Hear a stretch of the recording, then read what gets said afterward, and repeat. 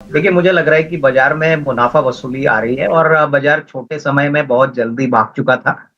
तो इस कारण से ये जो मुनाफ़ा वसूली आई है, ये एक हेल्दी करेक्शन हम मान के चल सकते हैं। लेकिन अगर हम कंपनी और सेक्टर स्पेसिफिक की बात करें, तो मुझे लग रहा है कि जो बड़े सेक्टर जहाँ पे बड़ा अनाउंसमेंट्स आने वाले बजट में आ सकता है, वो बेसिकली हाउसिंग फाइनेंस पे है। हो सकता है कि इंफ्रास्ट्रक्चर और कैपिटल गुड्स पे भी आए। और सबसे बड़ी बात मुझे लगता है कि जो मेन फ़ोकस वाले सेक्टर्स हैं, जैसे रेलवेज़ है, डिफेंस है, तो ये सेक्टर्स में जो फ्रंटलाइन कंपनियाँ हैं, यहाँ पे अगर आपको थोड़ी बहुत करेक्शन देखने को मिलती है तो मुझे लगता है कि एक अच्छा मौका होगा इन्वेस्टर्स को थोड़ा-सा क्वालिटी स्टॉक्स में पैसा लगाने के लिए। आने वाले समय में मुझे लगता है कि बजट अगर बाज़ार के हिसाब से आता है और कोई बड़ा नेगेटिव सरप्राइज़ नहीं आता, तो मार्केट्स बजट के बाद और री-रेटिंग के लिए तैयार है क्योंकि कॉर्पोरेट परफॉर्मेंस अच्छा है। ओवरऑल पॉलिसीज़ गवर्नमेंट की कंटिन्यू होंगी और सबसे बड़ी बात मुझे लग रहा है कि एफआईआईज़ का जो फ्लो अभी रुका हुआ है, वो भी हमको लग रहा है कि बजट के बाद थोड़ी क्लैरिटी आने के बाद वापस रिज़्यूम हो जाएगी। तो नेट-नेट आई थिंक ये बाय ऑन डिक्लाइन वाला मार्केट है। डेफिनिटली मार्केट में करेक्शन होता रहेगा और ये करेक्शन इन्वेस्टर्स को अपने फ़ायदे के लिए लॉन्ग टर्म पोर्टफोलियो में अच्छी क्वालिटी स्टॉक्स ऐड करना चाहिए। मेरे ख्याल से एक अगर 6 महीने का व्यू है तो मुझे नहीं लगता कि एचडीएफसी या टाटा टेक्नोलॉजीज़ में कोई बड़ी उछाल आएगी।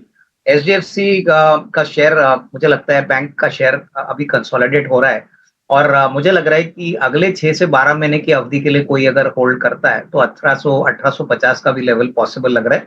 तो मेरे ख्याल से अच्छी खासी कमाई होगी। ऑलरेडी ये इन द मनी है लेकिन थोड़ा-सा समय अगर ये ज़्यादा दे सकते हैं 6 से 8 महीने या कम से कम 12 महीने तो अच्छा रिस्क रिवॉर्ड बन सकता है और रही बात टाटा टेक्नोलॉजीज़ की, देखिए टाटा टेक्नोलॉजीज़ ने इनको ₹500 में शेयर मिले हैं। इनका अगर आप if you see the price इन्होंने जो प्राइस पे एंटर तो ऑलमोस्ट डबल हो चुका है। अगर इनका नज़रिया एकदम शॉर्ट टर्म है, तो मेरे ख्याल से इसमें कोई डाउट नहीं कि इमीडिएटली तो अपसाइड आएगा नहीं।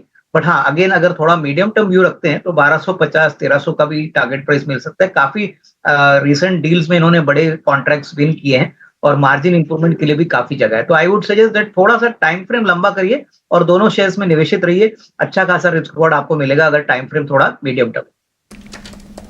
मेरे ख्याल से देखिए प्राइवेट सेक्टर बैंक्स में अगर हम बड़े बैंक्स की बात करें तो आईसीआईसीआई बैंक, एक्सिस बैंक दोनों अच्छे लग रहे हैं।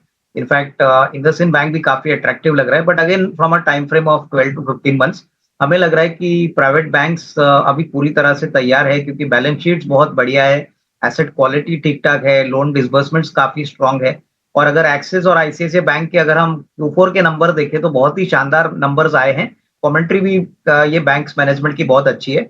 छोटे बैंक्स में अगर कोई चाहे तो आईडीएफसी फर्स्ट और फेडरल बैंक ये 2 काउंटर्स ऐसे हैं जो मुझे लग रहा है कि काफ़ी अट्रैक्टिव है। अगेन थोड़ा-सा मीडियम टर्म व्यू रखिए क्योंकि बजट के बाद हमको लग रहा है कि यहाँ पे अच्छी तेज़ी बैंकिंग सेक्टर में आने की पॉसिबिलिटी है। बैंकिंग थोड़ा-सा स्लगिश सेक्टर ज़रूर शुरू हो चुका है, लेकिन हमको लग रहा है कि जो कॉर्पोरेट कैपेक्स, इंफ्रास्ट्रक्चर जो भी अनाउंसमेंट्स गवर्नमेंट के आएँगे, वहाँ पे बैंक्स काफ़ी बड़ा रोल प्ले करेंगे। तो ये 3-4 स्टॉक्स है जो निवेशक अपने-अपने हिसाब से थोड़ा-थोड़ा पोज़ीशन इसमें लेके कम से कम 12 से 15 महीने का व्यू रखें, अच्छा रिस्क रिवॉर्ड बन सकता है। नहीं, बिल्कुल कविता मुझे लग रहा है कि देखिए 5 गुना almost 5 to 6 times capital upside इनको हो चुका है। बहुत ही अच्छे एंट्री लेवल पे इन्होंने एक स्टॉक खरीदा है और मुझे लगता है कि आने वाला साल भी इनके लिए काफ़ी अच्छा रहेगा, क्योंकि अनुमान है कि सारी कंस्ट्रक्शन कंपनीज़, ईपीसी कंपनीज़ को ऑर्डर बुक्स बजट के बाद काफ़ी बड़ी मात्रा में मिलने की पॉसिबिलिटी है। ऑलरेडी ये कंपनी के पास ऑर्डर बुक बहुत स्ट्रॉन्ग है, तो विजिबिलिटी रेवेन्यू की बहुत अच्छी है। मेरे ख्याल से अगर ये 50% बुक कर ले और बैलेंस क्वांटिटी होल्ड करे तो वैसे भी उनका कैपिटल रिकवर हो जाता है और नजरिया 12 से 15 महीने का रखिए, मुझे लगता है कि 1350-1400 का एक फेयर वैल्यू जरूर बन सकता है अगले 12 से 15 महीने। नहीं, मेरे ख्याल से देखिए एक टाटा टेली अभी एक टेलीकॉम बिजनेस में नहीं है, अभी वैल्यू एडेड टेलीकॉम सर्विसेज में काम करता है, लेकिन अभी भी ये टाटा ग्रुप कंपनी जरूर है, लेकिन मुनाफे की बात करें तो अभी भी कंपनी मुनाफे में नहीं है।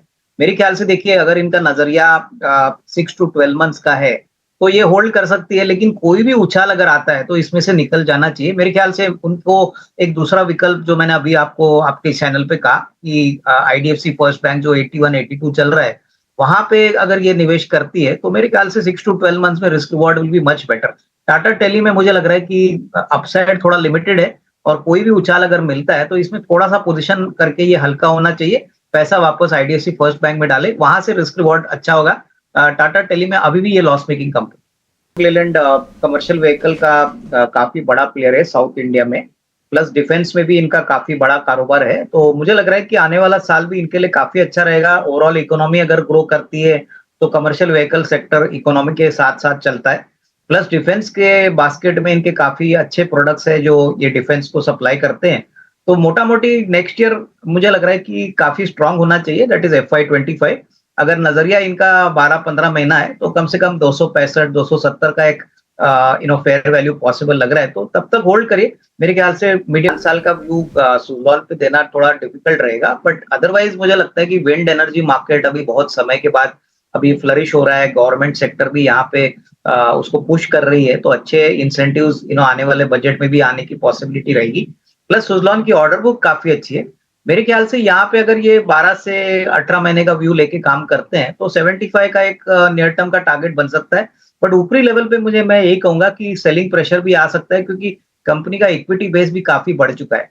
तो मेरे ख्याल से छोटे-छोटे प्राइस अपसाइड से थोड़ा प्रॉफिट बुक कर लीजिए। ऑलरेडी ये प्राइस प्रॉफिट में ऑलरेडी है, तो अराउंड 70-75 का फेयर वैल्यू अगर बनता है अगले 12 से 15 महीने में, तो यहाँ पे डेफिनिटली थोड़ा-सा प्रॉफिट बुक कर बजाज हिंदुस्तान में भी मुझे लग रहा है कि ये काफ़ी ऊपरी लेवल पे एंटर कर चुके हैं।